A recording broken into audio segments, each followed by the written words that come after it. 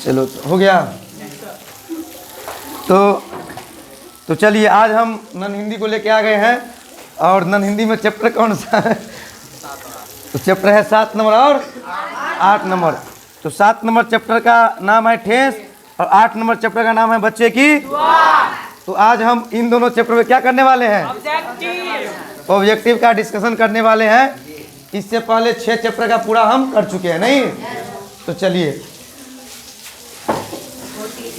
ठीक, तो याद तो है ना?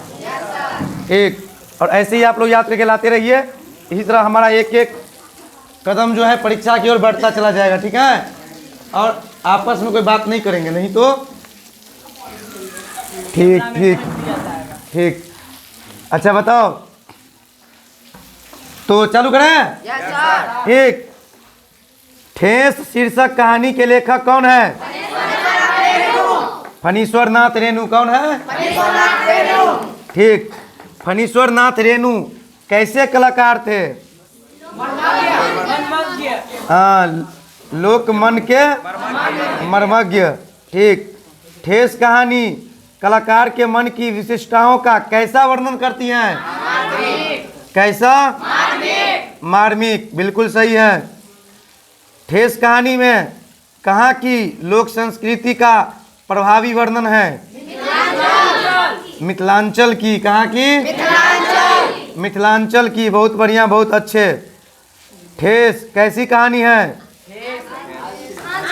आंचलिक। कैसी कहानी है? आंचलिक। ठेस कहानी में माँ की दुलारी बहू कौन सी है? मजली भाभी। कौन सी है? मजली भाभी है। ठीक है।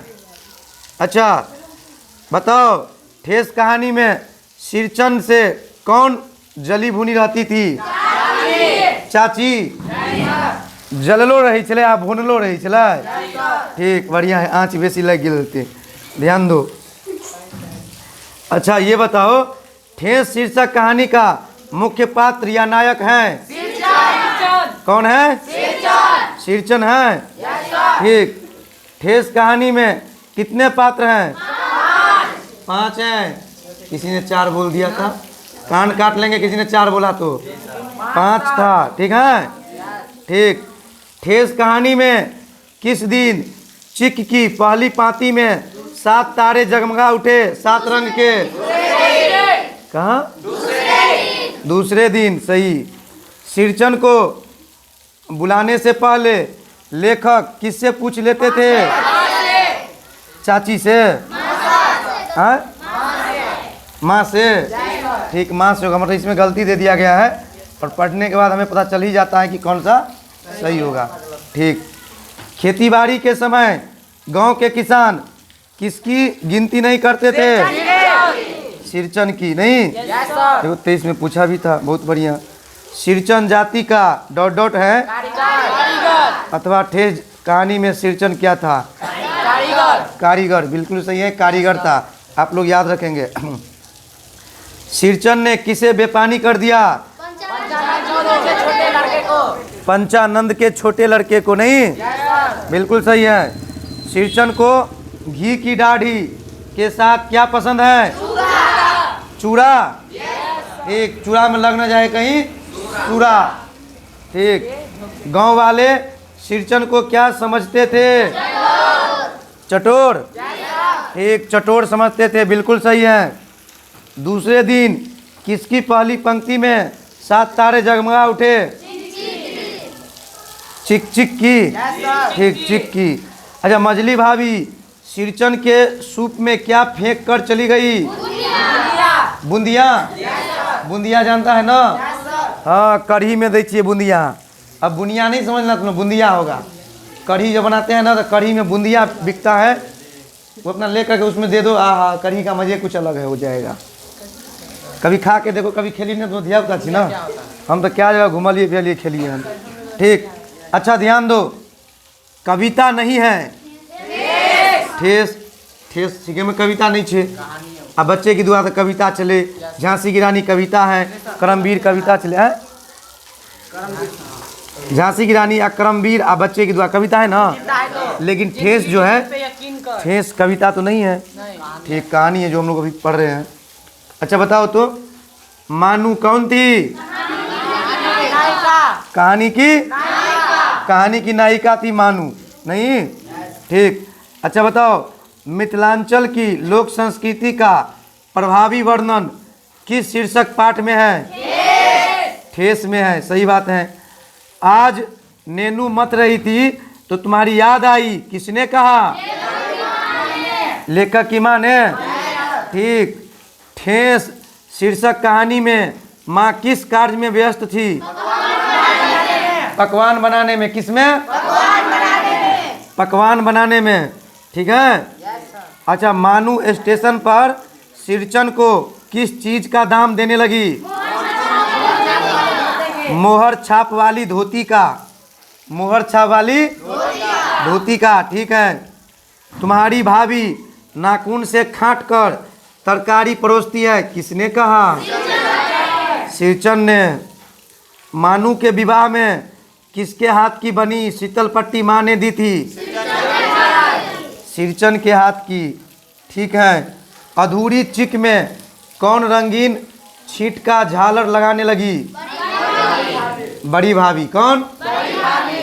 तो इसी के साथ हमारा जो ठेस चैप्टर है वो ख़त्म होता है और बढ़ते हैं हम अगले चैप्टर की तरफ, और उस चैप्टर का नाम है बच्चे की दुआ। तो बच्चे की दुआ तो कविता हो गया, कविता ना है, ठीक। तो बताइए बच्चों, बच्चे की दुआ शीर्षक कविता के लेखक या रचनाकार हैं? मोहम्मद इकबाल। कौन है? हाँ, मोहम्मद इकबाल हैं, ठीक। बच्चे की दुआ शीर्षक कविता क्या है? प्रार्थना गीत है, नहीं? प्रार्थना वाला गीत है, बहुत अच्छी बात है ये। बच्चे की दुआ एक ... प्रार्थना गीत है। बच्चे की दुआ शीर्षक कविता में बच्चे कैसी राह पर चलने की दुआ मांग रहे हैं? नेक राह पर। बच्चे की दुआ प्रार्थना गीत में बच्चा ईश्वर से क्या प्रार्थना करता है? बोलो बोलो बोलो। उसका जीवन प्रभु भजन तथा लोक उपकार में व्यतीत हो, ठीक है। बच्चे की दुआ कविता में बच्चे अल्लाह से किससे बचाने की दुआ करते हैं? बुराई से। बच्चा जो है कह रहा है अल्लाह के जो हमरा बुराई से बचा, मतलब हमरा बुराई से बचाओ, ठीक है, ईश्वर से, ठीक। बताओ, बच्चे की दुआ शीर्षक कविता में दुआ कौन करता है? कौन करता है? बच्चे, ठीक। हो मेरे दम से यूं ही मेरे वतन की जीनत, जिस तरह से फूल से होती है चमन की जीनत। यह पंक्ति किस शीर्षक कविता की है? बच्चे की दुआ, ठीक है। तो चलिए आगे बढ़ते हैं इसी के साथ। जख्म शब्द का क्या अर्थ है? घाव। बच्चे की दुआ शीर्षक कविता में किसे बेहतर बनाने की कामना मुखर हुई है?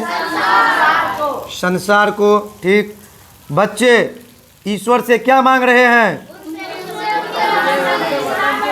हाँ, उनसे उनके वतन की शान बढ़े, समझ गया, ठीक।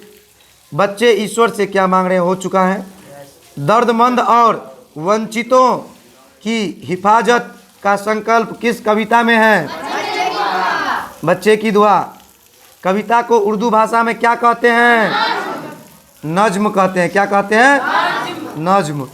कवि स्वर्ग को कहाँ उतारने को कहता है? जमीन पर। और जमीन पर ही तो स्वर्ग है, नहीं है? कहीं पर लटका हुआ है स्वर्ग? तुमने जो अपने परिवार के साथ मिलजुल के रहा, अपने समाज के साथ मिलजुल के रहा, ठीक है, अपने देश के लिए तुम अच्छा काम किया, यही तो स्वर्ग के समान है।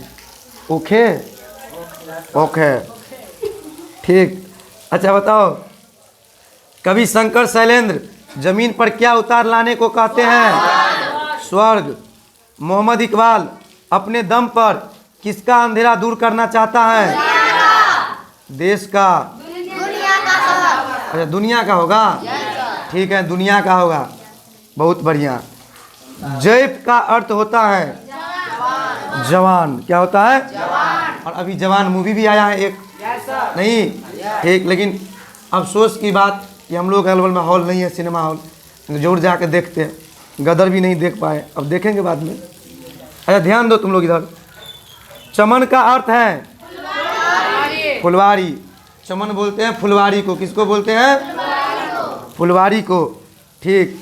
अच्छा बताओ,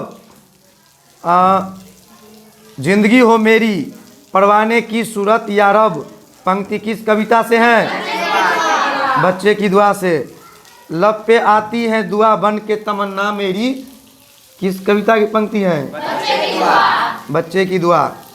दूर दुनिया का मेरे दम से अंधेरा हो जाए, यह पंक्ति किस कविता की है?